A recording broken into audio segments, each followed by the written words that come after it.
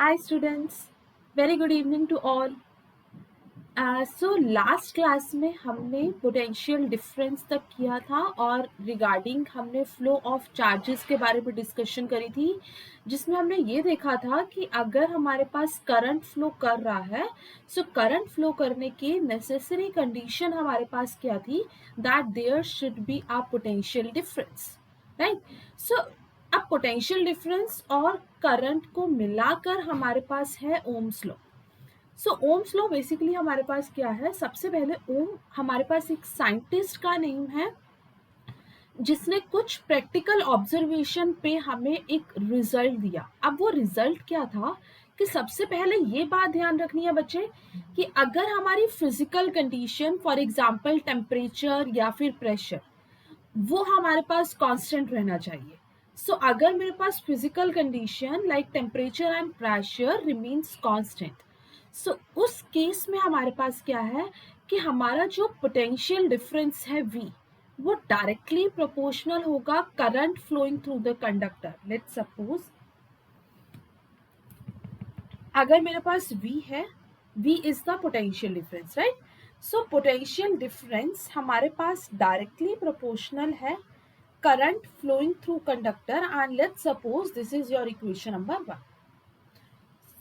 Repeat कर रही हूँ क्या था कि अगर हमारे पास फिजिकल कंडीशन कांस्टेंट रहती है, if physical condition like temperature and pressure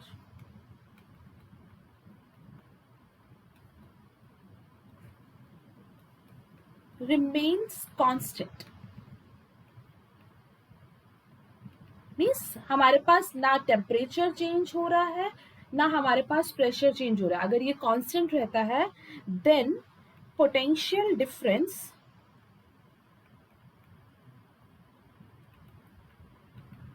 applied across conductor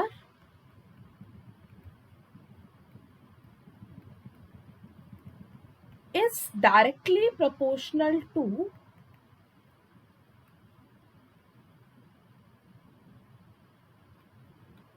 current flowing through it, is directly proportional to current flowing through it.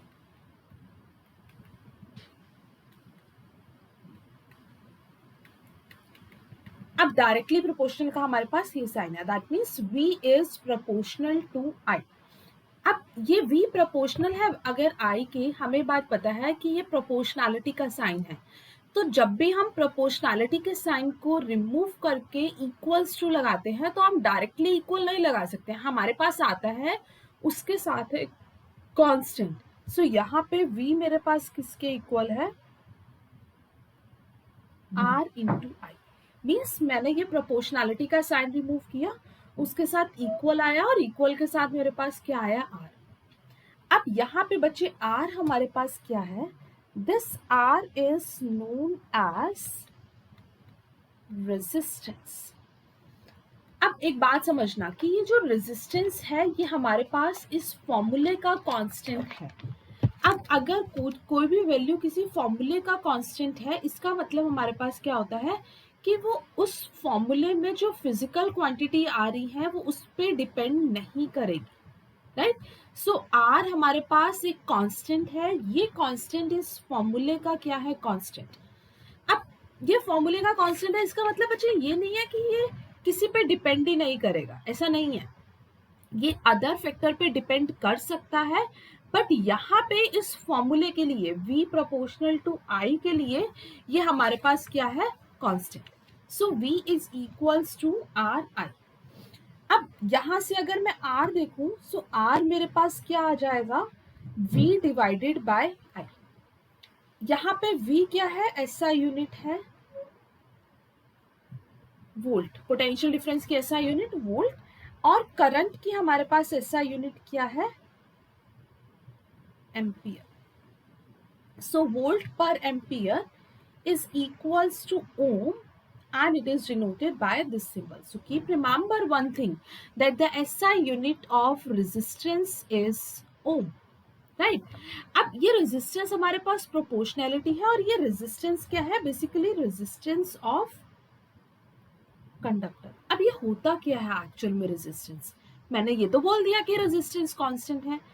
अब ये रेजिस्टेंस क्या है? बेसिकली ये कंडक्टर की प्रॉपर्टी है जो फ्लो ऑफ चार्ज को रेजिस्ट करती है। रिपीट कर रही हूँ, रेजिस्टेंस हमारे पास क्या है? कंडक्टर की प्रॉपर्टी है विच resist the flow of charges through it. So I can write it down that resistance is what? It is the property of conductor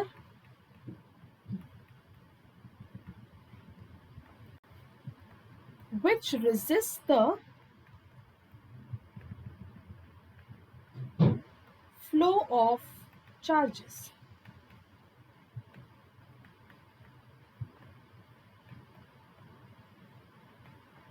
Okay? अब ये बच्चे सब बहुत ध्यान से समझना, ओम्स लॉ बहुत इंपॉर्टेंट है फॉर श्योर। एग्जाम में ओम्स लॉ पे क्वेश्चन आता ही आता है। ओम्स लॉ लगा लो, उसके बाद सीरीज पैरेलल और देन इलेक्ट्रिकल पावर, इन तीनों में से पक्का क्वेश्चन आता है। अगर यहाँ से 1 मार्क में क्वेश्चन बन गया तो सीरीज पैरेलल से न्यूमेरिकल और डेरिवेशन बन जाता है, या फिर इलेक्ट्रिकल पावर के साथ कॉम्बिनेशन में न्यूमेरिकल बनता है। सो ओम्स लॉ बहुत इंपॉर्टेंट है। और बहुत बार स्टूडेंट्स को यहाँ पे ये कंफ्यूजन होती है कि आर कांस्टेंट है, आर किस पे डिपेंड कर रहा है, किस पे डिपेंड नहीं कर रहा, कि अगर ये कांस्टेंट है तो ये डिपेंड करेगा कि नहीं करेगा। तो मैं यहाँ पे यही एक्सप्लेन कर रही हूँ कि आर इस फॉर्मूले का कांस्टेंट है, बट इट डजेंट मीन कि वो किसी और फैक्टर पे डिपेंड नहीं कर सकता। सो आर हमारे पास क्या है? Resistance, and it is the property of a conductor which resist the flow of charges। ठीक, अब यहां से हमारे पास आता है इसका ग्राफ कि अगर मैं V प्रोपोर्शनल है I, देखो हमने अभी ओम्स लॉ के according V is proportional to I लिखा। अच्छा, कई बार क्या होता है, किसी से पूछ लो that what is Ohm's law, तो वो बोलते हैं V इक्वल्स टू IR। ये गलत है, ऐसा नहीं है। आर तो कांस्टेंट है, वो हमने प्रोपोर्शनैलिटी का साइन हटा के उसको एक फॉर्मूला डिराइव कर दिया, बट एक्चुअल में जो ओम्स लॉ है वो हमारे पास क्या है? That potential difference is directly proportional to the current flowing through it. So अगर एग्जाम में भी क्वेश्चन आता है तो डेफिनेशन लिख के ये इक्वेशन लिखेंगे हम। ओके, सो अब हमारे पास दूसरा क्वेश्चन यहाँ से बनता है कि हमें V अगर प्रोपोर्शनल है I के तो हमारे पास उसका ग्राफ क्या होगा। अब बहुत बार कंफ्यूजन ये हो जाती है कि हम ग्राफ कैसे प्लॉट करें। तो फिजिक्स में एक चीज ध्यान रखेंगे, जैसे हमारे पास ये प्रोपोर्शनैलिटी का साइन है। अब प्रोपोर्शनैलिटी के लेफ्ट हैंड साइड में देखो V है, V की पावर क्या है? 1। प्रोपोर्शनैलिटी के राइट हैंड साइड में हमारे पास क्या है? I, और I की पावर भी क्या है स्टूडेंट्स? 1। सो जब भी प्रोपोर्शनैलिटी के left hand side and right hand side same power है, सो अभी के लिए हम उसे ऐसे ध्यान रख सकते हैं that this is the equation of straight line. So इसका मतलब हमारे पास जो V और I का ग्राफ प्लॉट करेंगे वो हमारे पास क्या होगा? Straight line. लेट्स सपोज अगर मैं बोल देती हूँ y is proportional to x, plot a graph of this. So यहाँ पे देखो y की पावर क्या है स्टूडेंट्स? 1, x की पावर भी क्या है? 1। सो प्रोपोर्शनैलिटी के लेफ्ट हैंड साइड और right hand side same power है, सो ग्राफ मेरे पास क्या बन जाएगा? Straight line. So v is proportional to I, so graph हमारे पास क्या बन गया? Straight line. अब यहाँ से एक और चीज देखो, V प्रोपोर्शनल था I के और फॉर्मूले से हमारे पास आ गया V इक्वल्स टू RI, और R स्टूडेंट्स किसके इक्वल हो गया? V divided by I। अब यहाँ पे V देखो क्यों कहाँ पे आ रहा है? Y एक्सिस पे। सो इसको मैं लिख सकती हूँ change in Y coordinate. I हमारे पास कहाँ आ रहा है? X एक्सिस पे, तो मैं इसको क्या लिख सकती हूँ? Change in X coordinate. Means X Y में कितना चेंज हो रहा है डिवाइडेड बाय एक्स में कितना चेंज हो रहा है। बहुत इंपॉर्टेंट कॉन्सेप्ट है ग्राफ का ओम्स लॉ में, इसमें बहुत सारे क्वेश्चन बन जाते हैं, वो साथ साथ में क्वेश्चंस भी डिस्कस करूंगी। सो अब students, change in Y coordinate to the change in X coordinate, this is equals to slope. This is the formula to find out the slope in case of straight line. So हमारे पास graph straight line है, सो हमारे पास slope कैसे निकल गया, change in y coordinate to the change in x coordinate. इसका मतलब अब ये r मेरे पास किसके इक्वल हो गया, स्लोप के। इसका मतलब कि अगर मैं स्लोप निकालती हूँ ये vi ग्राफ का, वो हमारे पास किसके इक्वल होगा, स्टूडेंट्स, रेजिस्टेंस। सो यहाँ से कंक्लूजन क्या निकला कि slope of vi graph is equal to resistance. कि अगर मैं स्लोप कैलकुलेट कर लूँ, vi ग्राफ दे रखा है, मान लो हमारे पास क्वेश्चन ऐसा आ जाता है एग्जाम में जिसमें हमारे पास v और i दे रखा है और हमें उसका रेजिस्टेंस कैलकुलेट करना है, तो उसके लिए स्टूडेंट्स हम क्या करेंगे, हम स्लोप फाइंड आउट कर लेंगे। स्लोप निकालने का फॉर्मूला मैंने बता दिया, change in y coordinate to the change in x coordinate. So हमारे पास आ जाएगा आंसर रेजिस्टेंस का। अगर ऐसे नहीं समझ आ रहा है तो एक क्वेश्चन से ट्राई करते हैं कि हम कैसे फाइंड आउट करेंगे। Let's discuss one question related to it.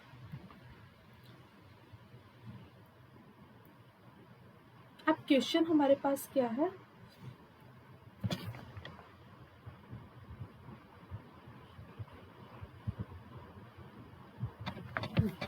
अब देखो क्वेश्चन हमारे लोग हमें ये दे रखा है, एक ग्राफ दे रखा है, ये v है और यहाँ पे मेरे पास है i। This is 2v in volts and current in ampere. Current की SI यूनिट एम्पियर और v की SI यूनिट वोल्ट। ये 0.468 और यहाँ पे है 1 2 3 4। ग्राफ बन रहा है, मीन्स जब v की वैल्यू 2 है तो करंट है ये, फिर यहाँ पे ये और फिर ये। सो ग्राफ मेरे पास क्या बन रहा है, स्ट्रेट।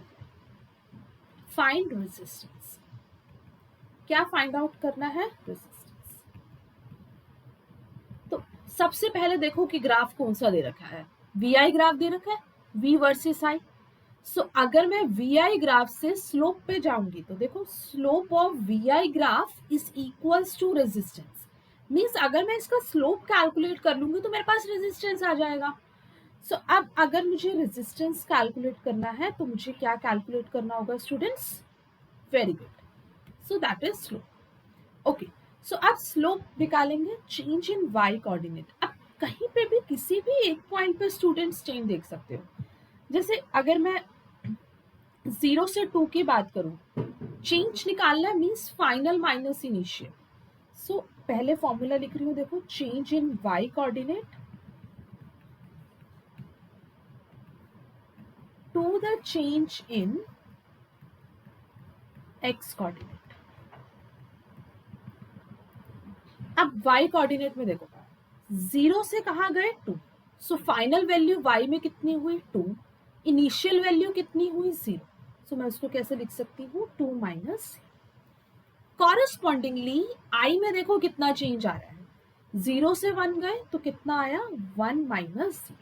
सो देखो कितना सिंप्लीफाई हो गया आंसर, आंसर आ गया 2 ओम। इसको कहीं से भी चेक कर लो, मान लो तुम्हें चेंज यहाँ से देखना हो, जब 2 से 4 में गए तो चेंज 1 से 2 में आ रहा है, तो यहाँ से देखो ये मान लो अगर R1 ले लिया, R2 देख लो, final minus initial in y coordinate. बच्चे जब भी चेंज निकालना है तो फाइनल माइनस इनिशियल करो, मीन्स बाद वाली वैल्यू में से पहले वाली वैल्यू को सब्ट्रैक्ट कर दो। So 4 minus 2 divided by 2 minus 1. So 2 minus 1. So again यहाँ पे भी देखो कितना आ गया 2। आगे चेक करके देख लो, 6 minus 4 है और यहाँ 3 minus 2। 6 minus 4 कितना हो गया 2 और 3 minus 2 कितना हो गया 1, तो 2 हो गया। इसका मतलब R1 R2 R3 R4 same आ रहे हैं, इसीलिए ये R हमारे पास क्या है students, constant. V proportional to I में यही किया कि R हमारे पास स्लोप है और ये स्लोप की वैल्यू हमारे पास क्या है, कांस्टेंट। क्लियर? सो ये बहुत सिंप्लीफाई मेथड है to calculate the slope of the graph और to find out the resistance in any VI graph. Let's discuss one more question related to Ohm's law. The value of current. अब हमारे पास I और V की readings given है. पहले question में मैंने क्या किया था कि उसमें ग्राफ प्लॉट कर दिया था डायरेक्टली. अब मैं I और V की रीडिंग्स प्रोवाइड कर रही हूँ, उससे उसके वैल्यू से हमें पहले ग्राफ प्लॉट करना है. ग्राफ आ जाएगा तो फिर दूसरा टास्क हो जाएगा सिंपली इसी मेथड से रेजिस्टेंस निकालना. देखो क्वेश्चन क्या है. The value of the current and the voltage across the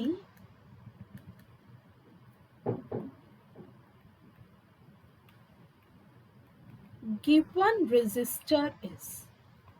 यहाँ पे I की वैल्यू करंट हमें दे रखा है एम्पियर में, इसकी वैल्यू है 1 2 3 4 5. उसके बाद V दे रखा है इन वोल्ट्स और उसकी वैल्यू स्टूडेंट्स है 5 10 15 20 20. अब करंट और वोल्टेज हमें दे रखी है, मीन्स पोटेंशियल डिफरेंस दे रखा है. क्या कैलकुलेट करना है? फाइंड, सबसे पहले है plot a VI graph and then calculate resistance.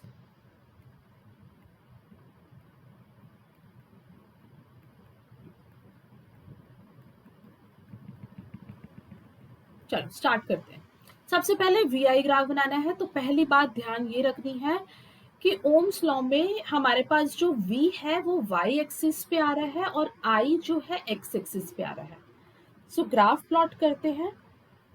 तो V को ऐसे मत सोचना कि I पहले लिखा हुआ है तो I फटाफट से यहाँ बना दिया और V यहाँ बना दिया, ये यही मिस्टेक हो जाएगी और आंसर गलत आएगा. सो यहाँ पे हमारे पास आएगा V और यहाँ पे आएगा I. अब V क्या है? 5 10 15 25. सो उसी अकॉर्डिंग ले लो, यहाँ से 5 से स्टार्ट कर दो, 10 15 20 और फिर 20. फिर करंट हमारे पास कहाँ चल रहा है? 1 से लेकर 5 तक. So this is 1 2 3 4 5. अब वैल्यूज को चेक करते जाओ और ग्राफ, ये तो मैथ्स में सबने किया हुआ है ग्राफ प्लॉट करना. जब I की वैल्यू 1 है तो V हमारे पास क्या है? 5. I 1 तो V मेरे पास क्या है? 5. फिर I 2 तो V 10. I 3 तो V 15. फिर 20 और फिर ये 25. सो ग्राफ देखो स्टूडेंट्स, हमारे पास क्या बन गया? स्ट्रेट. यही हमारे पास रिजल्ट है. जब जब V प्रोपोर्शनल है I के ओम्स लॉ में हमेशा ग्राफ स्टूडेंट्स बनेगा स्ट्रेट लाइन. आई होप ये सबको क्लियर है. बट अगर किसी को डाउट है तो वो कमेंट्स में पूछ सकता है और जल्दी से पॉज करके इसका आंसर खुद से सॉल्व करो रेजिस्टेंस का, कि that what will be the value of the resistance now. So अब यहां से रेजिस्टेंस क्या आ गया? V by I, that is change in Y coordinate to the change in X coordinate. R is V by I. So this will be equals to students change in Y coordinate to the change in X coordinate. अब Y coordinate में change देखो, 0 minus 5, 0 से 5 है तो 5 minus 0 लिख दो, correspondingly 1 minus 0. So हमारे पास कितना आ गया? 5. है. So ऐसे यहाँ पे किसी भी पॉइंट पे चेक कर लोगे, सब जगह आंसर हमारे पास क्या आएगा? 5 ओम आएगा, because resistance is constant in case of Ohm's law and the resistance of SI unit is ohm. I hope ये सबको अच्छे से क्लियर हो गया होगा और हमने इसके क्वेश्चंस भी डिस्कस कर दिए. अब हमारे पास अभी मैंने बताया कि V प्रोपोर्शनल है I के, सो रेजिस्टेंस कांस्टेंट है और रेजिस्टेंस हमारे पास एक ऑपोजिशन है to resist the flow of charges. So यहाँ पे सिर्फ बच्चे इस फॉर्मूले का कांस्टेंट है R, but it doesn't mean कि resistance हमेशा constant होगा. It never happens. So now the next topic is factors on which resistance of a conductor depends.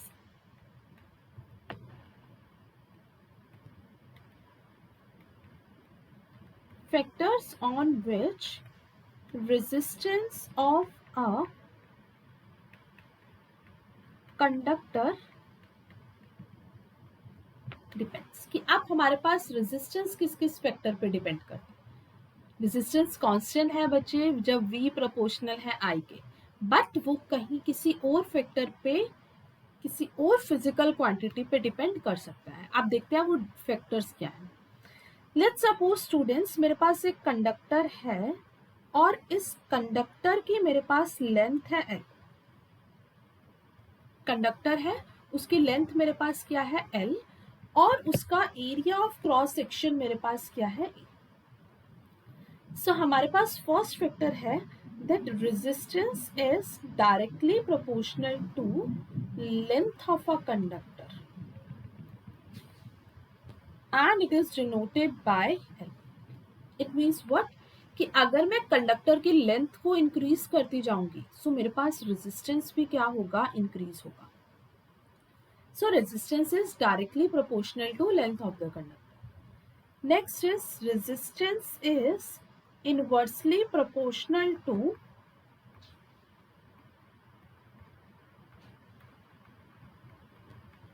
area of cross section that is capital। सो अब दूसरा factor हमारे पास क्या है कि रेजिस्टेंस इनवर्सली प्रोपोर्शनल है एरिया ऑफ क्रॉस सेक्शन के। इसका मतलब देखो बट ऑब्वियस ही चीज है, अगर मेरे पास लेट सपोज ये कंडक्टर है, ठीक, इस कंडक्टर की मैं लेंथ को इंक्रीज करती जाऊंगी, सेम कंडक्टर है, एक बार ऐसे रख दिया, दूसरी बार स्टूडेंट्स मैंने इसी कंडक्टर की लेंथ को इंक्रीज कर दिया, सो इसका area of cross section means इसकी जो मोटाई है वो कम हो जाएगी ना, वो थिन हो जाएगी। सो अगर मैं लेंथ को इंक्रीज कर रही हूँ so area of cross section obviously decrease हो रहा है। सो अगर एरिया ऑफ क्रॉस सेक्शन ज्यादा होगा सो रेजिस्टेंस हमारे पास क्या होगा, कम। अब हमारे पास यहां से स्टूडेंट्स दो इक्वेशन आ गए। अब इन दोनों इक्वेशंस को जब मैंने कंबाइन कर दिया, दैट यहाँ लिख दो फ्रॉम 1 and 2, इन दोनों इक्वेशन से हमारे पास क्या आ गया, resistance is proportional to L by A। अब अगेन यहाँ पे मेरे पास किसका साइन आ रहा है, प्रोपोर्शनैलिटी का साइन। जैसे मैंने पिछले केस में बताया कि अगर R हमारे पास कांस्टेंट है, उस फॉर्मूले का कांस्टेंट है, इसका मतलब वो सिर्फ उस फॉर्मूले का कांस्टेंट है। जब हम प्रोपोर्शनैलिटी के साइन को रिमूव करते हैं सो इक्वल के साथ मेरे पास क्या आ जाएगा, कांस्टेंट। जब हम इक्वल लगाएंगे तो इक्वल के साथ मेरे पास क्या आएगा, कांस्टेंट। सो हमारे पास स्टूडेंट्स यहाँ पे क्या आ गया, R is proportional to rho L by E। Proportionality का साइन था ना, तो इक्वल लगाया, इक्वल के साथ स्टूडेंट्स क्या आ गया, कांस्टेंट। अब ये जो कांस्टेंट है बच्चे, इसको हम नाम देते हैं रेजिस्टिविटी। रेजिस्टेंस और रेजिस्टिविटी में डिफरेंस है, बार बार बता रही हूँ, बिल्कुल भी मिस्टेक मत करना कि रेजिस्टेंस क्या है और रेजिस्टिविटी क्या है। अब ये रेजिस्टिविटी इस फॉर्मूले का कांस्टेंट है, बट अगेन इसका मतलब ये नहीं है कि ये किसी और फैक्टर पे डिपेंड नहीं करेगा, ये किसी और फैक्टर पे, अदर फिजिकल क्वांटिटी पे डिपेंड कर सकता है, बट इस फॉर्मूले के लिए बच्चे ये क्या है, कांस्टेंट। क्लियर। सो ये हो गया रेजिस्टिविटी, जिसकी इस प्रोनाउंसिएशन है हमारे पास रो, RH। रेजिस्टिविटी को हम डिनोट किससे करते हैं, रो से। या तो हम इसका नाम रेजिस्टिविटी, और कई बार क्वेश्चन में कंफ्यूज करने के लिए स्पेसिफिक रेजिस्टेंस लिखा होता है। सो अब अगेन यहाँ पे भी कंफ्यूज होता है, बच्चों को लगता है कि रेजिस्टेंस है, रेजिस्टेंस और स्पेसिफिक रेजिस्टेंस सेम होगा, so answer will be no. Resistivity और स्पेसिफिक रेजिस्टेंस हमारे पास सेम है, राइट। अब डिफरेंस क्या है ना बच्चे, जो रेजिस्टेंस है वो एक कंडक्टर की प्रॉपर्टी है, बट रेजिस्टिविटी जो है वो एक मटेरियल की प्रॉपर्टी है, दोनों में डिफरेंस है, राइट। सो ये जो रेजिस्टिविटी है ये हमारे पास क्या है, इस फॉर्मूले का कांस्टेंट है। यहाँ पे ये रेजिस्टिविटी ना तो इस लेंथ पे डिपेंड कर रही है, ना ही इस एरिया ऑफ क्रॉस सेक्शन पे डिपेंड कर रही है। Resistivity is the property of a material. तो सबसे पहले इसके यूनिट्स देखते हैं। अब रो की वैल्यू किसकी इक्वल होगी बच्चे? R into A divided by L. R क्या है? रेजिस्टेंस, रेजिस्टेंस की एसआई यूनिट ओम। ए क्या है? एरिया, एरिया की SI unit metre square. Length क्या है? मीटर। सो यहाँ से ये मेरे पास कैंसल हो गया। सो ये हमारे पास क्या हो जाएगा? ओम मीटर। सो हमारे पास रेजिस्टिविटी की एसआई यूनिट बच्चे क्या आ गई? ओम मीटर। आई होप ये सबको क्लियर होगा। रेजिस्टेंस की एसआई यूनिट ओम, रेजिस्टिविटी की एसआई यूनिट ओम मीटर। सो यहाँ पे मैं लिख देती हूँ that resistivity is the property of a material and resistance is the property of a conductor. अगर ये प्रॉपर्टी ऑफ मटेरियल है तो यहीं से हमें पता लग जाएगा कि ये रेजिस्टिविटी अब किस फैक्टर्स पे डिपेंड कर रही है. So next question is factors on which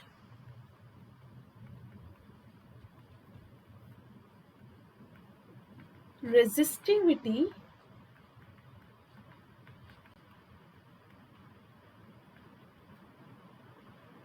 depends. अब रेजिस्टिविटी किस पे डिपेंड कर रही है? तो रेजिस्टिविटी दो फैक्टर पे डिपेंड करेगी. फर्स्ट है हमारे पास नेचर ऑफ मटेरियल और सेकंड है मेरे पास टेम्परेचर.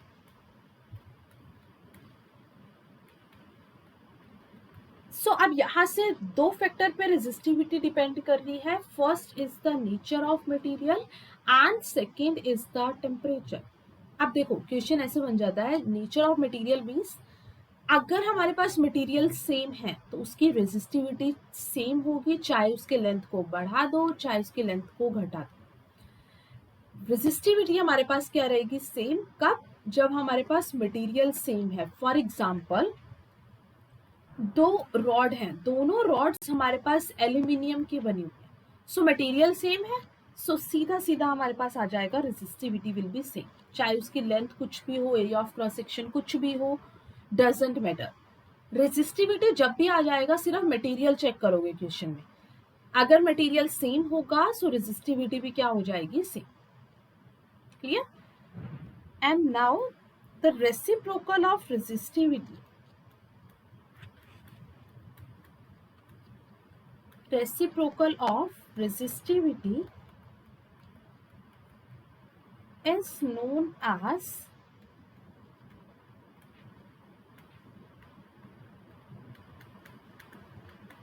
conductivity. right? अब ये कंडक्टिविटी का काम क्या है ना?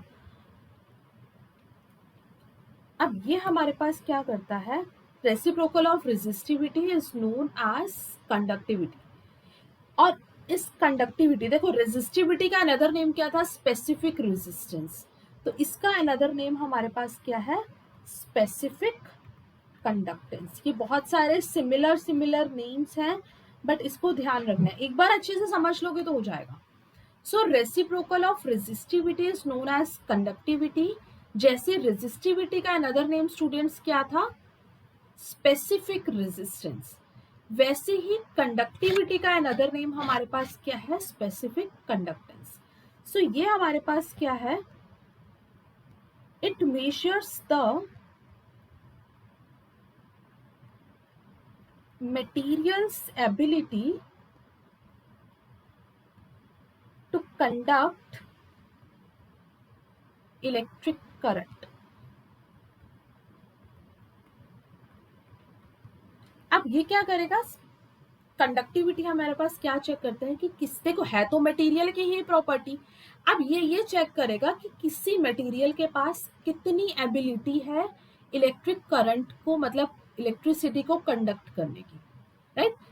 जो मटेरियल अच्छे से इलेक्ट्रिसिटी को कंडक्ट कर रहा है इसका मतलब उसकी कंडक्टिविटी ज्यादा है. और जो मटेरियल ऐसे हैं जो इलेक्ट्रिसिटी को कंडक्ट नहीं कर रहे हैं, जैसे वुड होगी, प्लास्टिक्स होगी, it doesn't conduct electricity. That means उनकी कंडक्टिविटी हमारे पास क्या होगी? कम होगी. क्लियर? सो यहाँ से बहुत सारे क्वेश्चन हमारे असर्शन रीजन से भी बन जाते हैं, कंडक्टिविटी से, स्पेसिफिक कंडक्टेंस से, रेजिस्टिविटी. सो बहुत छोटा छोटा सा डिफरेंस है और यहीं से कॉन्सेप्चुअल क्वेश्चंस, एजर्शन, रीजन के क्वेश्चंस बनते हैं. सो इससे रिलेटेड आप क्वेश्चन डिस्कस करते हैं कि क्वेश्चन कैसे आते हैं हमारे पास. Let's discuss one question. इसको पोज करके नोट्स जरूर बना लेना, स्क्रीनशॉट से काम नहीं चलेगा बच्चे. The question is the specific resistance. Specific resistance का मतलब बच्चे resistance? No, it's resistivity. The specific resistance of a rod of copper as compared to that of a thin wire of copper. क्या calculate करना है? Specific resistance किसका? Copper का as compare to thin wire of copper. तो इसके लिए मैं options दे रही हूँ, जल्दी से मुझे कमेंट्स में आंसर बताओ कि ऑप्शन क्या होगा. Is more, is less, is same, depends on the length and depends upon length and area of wire. क्या बोल रहा है? Specific resistance means resistivity. तो जल्दी से याद करो, रेजिस्टिविटी किस पे अभी बताया डिपेंड करेगी? Simple, nature of material. अब चेक करो कि मटेरियल क्या सेम है कि डिफरेंट है. तो यहाँ पे एक मटेरियल है कॉपर और दूसरा मटेरियल भी क्या है? कॉपर. सो मटेरियल स्टूडेंट्स क्या है? सेम. मटेरियल सेम है तो रेजिस्टिविटी क्या होगी? Same. So answer will B option number. अगर कॉन्सेप्ट अच्छे से समझ आ गया तो आंसर बहुत जल्दी से सॉल्व हो जाएंगे इसके. नेक्स्ट क्वेश्चन देखो हमारे पास क्या है. If length of a conductor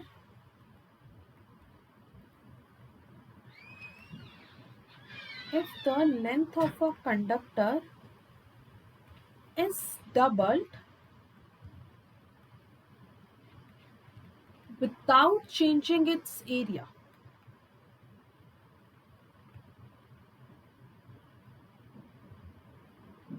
then the value of resistance become.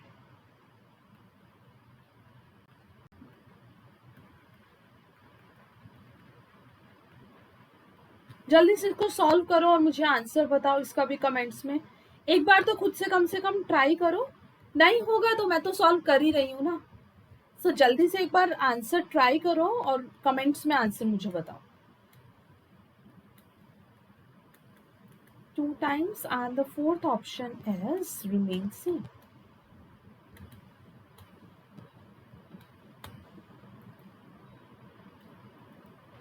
आगे आंसर. क्वेश्चन को पोस्ट करो, वीडियो को पोस्ट करो और ट्राई करो. So what will be the answer students? Okay, let's see. Now the length of a conductor is double. Let's suppose कि initial length हमारे पास क्या थी? L. ये लेंथ डबल होके मेरे पास कितनी होगी? 2L. Without changing it's area means area हमारे पास सेम है. पहले भी एरिया ए था और बाद में भी एरिया क्या है? A. Then the value of resistance becomes. So अब रेजिस्टेंस की वैल्यू हमारे पास क्या होगी? अच्छा बच्चों देखो, सबसे पहले देखो कि रेजिस्टेंस कैलकुलेट करना है. सो पहले मेरे पास ये डाटा है ना? पहले ये डेटा है L और A का. रेजिस्टेंस के लिए फॉर्मूला क्या है? रो L बाई, है ना? सो रेजिस्टेंस, लेंथ और एरिया देगा. देखो रेजिस्टेंस कैलकुलेट कर सकते हो V डिवाइडेड बाय I से भी, बट ना तो क्वेश्चन में V है ना ही मेरे पास I है. So the only formula you can use is L by A, rho L by E. So R is equals to rho L by A, right? So R is equals to, this is your equation number 1 by using this data. अब जब उसमें change आया, so let's suppose R dash rho, length बच्चे कितनी हो गई? 2L. Area हमारे पास क्या है? Same. So R dash is equals to 2 और यहाँ से क्या हो जाएगा? रो L by. अब ये रो एल बाय ए मेरे पास किसके इक्वल है, आर के। सो आर डैश स्टूडेंट्स किसके इक्वल आ गया, 2r, राइट। सो हमारे पास जो r डैश है वो 2 टाइम्स हो गया प्रीवियस की। सो यही पूछा है, when then the value of resistance become, now see it becomes 2 times. So your option is C. बहुत सिंपल है, सिर्फ फॉर्मूल पहले थ्योरी बहुत अच्छे से अगर समझ आ गया तो कोई भी क्वेश्चन कर सकते हो। बस ये पता होना चाहिए थ्योरी को समझ के कि हमें कब कौन सा फॉर्मूला अप्लाई करना, that's it. Now, tell me the answer of next question.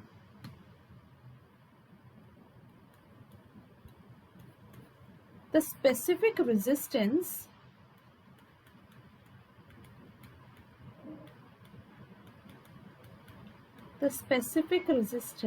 of a wire.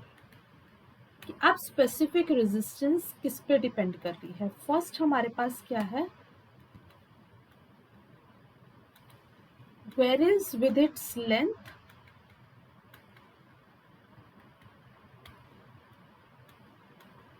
varies with its cross section. Specific resistance क्या होता है बच्चे? varies with its cross section,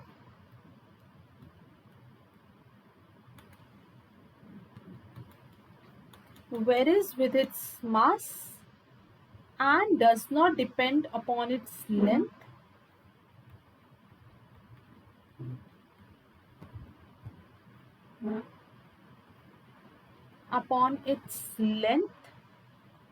cross section and mass.